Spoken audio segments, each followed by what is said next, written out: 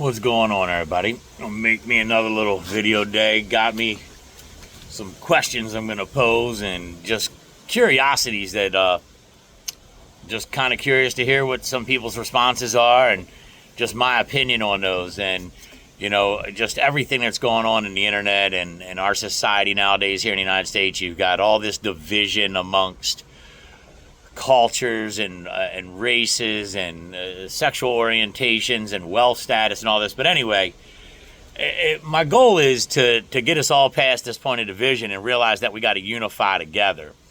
But I'm constantly seeing the people fighting between Democrat and Republican. And, I kept just asking myself, well, why?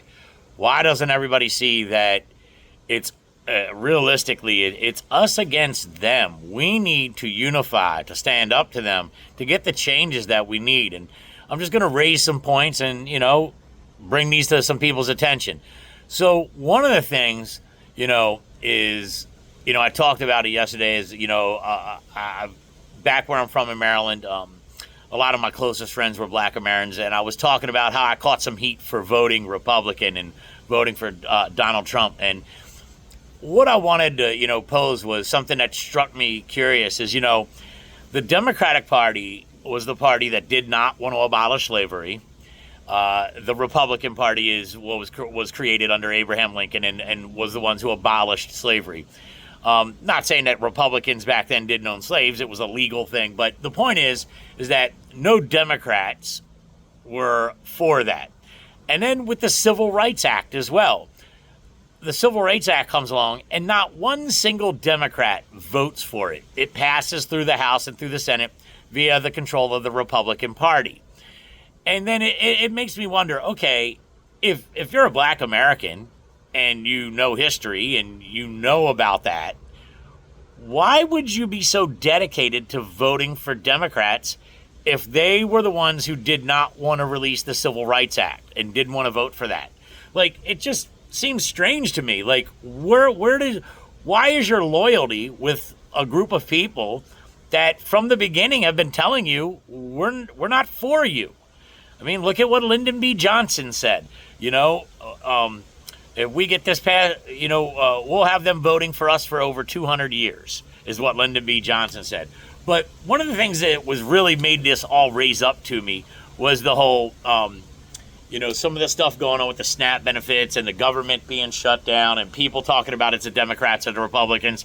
And this is just my viewpoint on it is, like, the bill that was passed, the big beautiful bill, whether you liked it or not, the one that Trump got passed through his Congress and through his House and through his Senate, the reason that the government is shut down is because the Democrats are asking for things that are in that bill to be rescinded and brought back. And they're not going to do that. They're not going to do that. Why would they have passed a bill with their legislation in it? And now when it comes time to get the budget done, you guys are asking them to give back things that they had passed in that bill that they're not.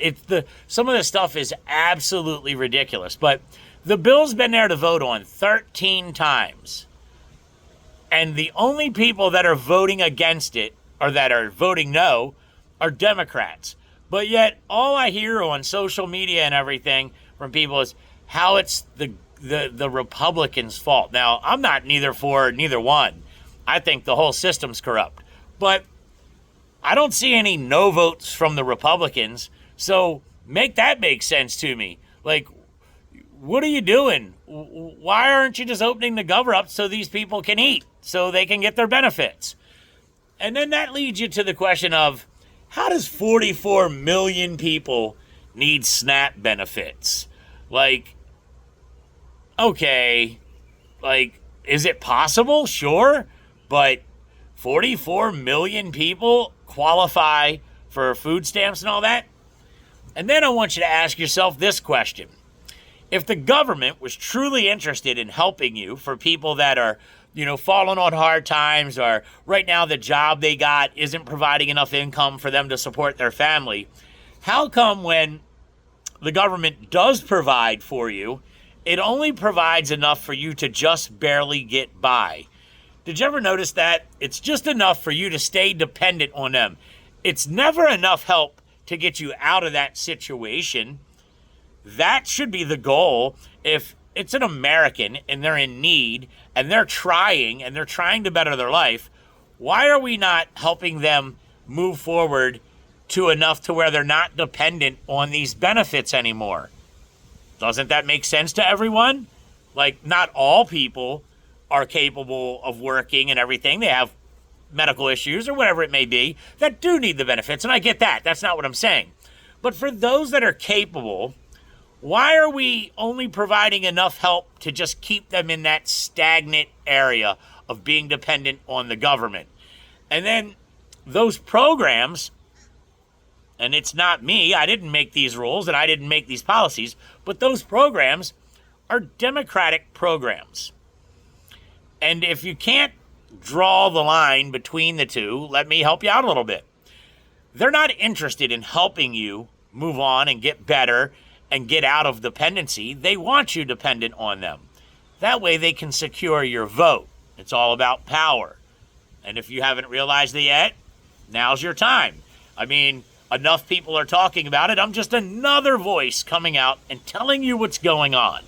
So that's why they're doing this. They're trying to create a society of the people that are dependent on them so they can secure your vote, because you're not going to vote for a group of people who aren't promising you all these benefits. And then why would anybody want to go out and get a job and have to go and do what the rest of us are doing if you can sit home and collect an $8,000 a month check without lifting a finger, paying for your rent, paying for your food, your car payment? They're giving out free cell phone. I mean, it just, there's no incentive to want to do better. There's no incentive to get off of that program. So it's funny watching everybody argue over it, but yet nobody wants to just have common sense about it and look at the realistic stuff that's going on. It's a ploy. It's all part of the corruption that our government has been rolling out on us easily in my lifetime for the last 50 years. I mean, you know, I was victim of it in the past. I wasn't opening my eyes and seeing what was going on.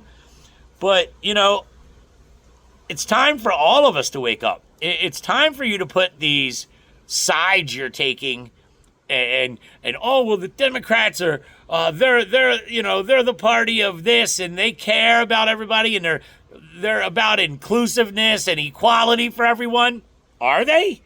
Somebody explain that to me. Somebody show me how the Democratic Party has done something so great for the minority community or for Black Americans, period. Like, the majority of Black Americans vote Democrat. And I just want you to bring up any policy, anything that they've done, anything a Democratic president, Joe Biden, Barack Obama, Bill Clinton, any of them that have done something in your lifetime that has created a better moment for you in your life. Something that has helped you get better, something that has helped solve some of the crime issues in the inner cities, anything, just anything, because I'm yet to see it.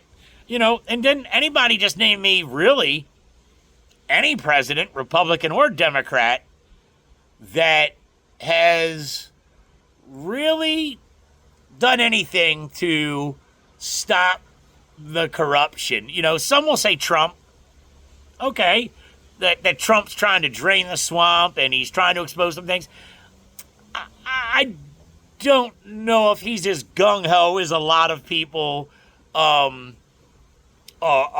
saying he is. I would say that I have seen some things that shine some light on things, that he's exposed a lot of corruption that that has been going on in our government. But to say that he's, you know, null and void of it, I don't know if I could sign on that.